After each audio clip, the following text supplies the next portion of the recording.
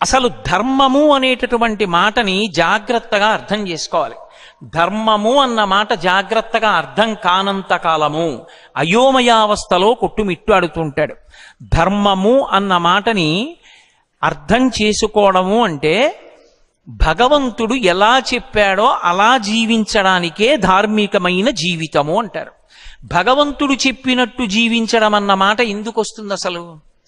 ఏమి బుద్ధినిచ్చిన వాడు నీ ఇష్టం వచ్చినట్లు ప్రవర్తించని ఎందుకు అనకూడదు? మీరొక్కటి ఆలోచించండి.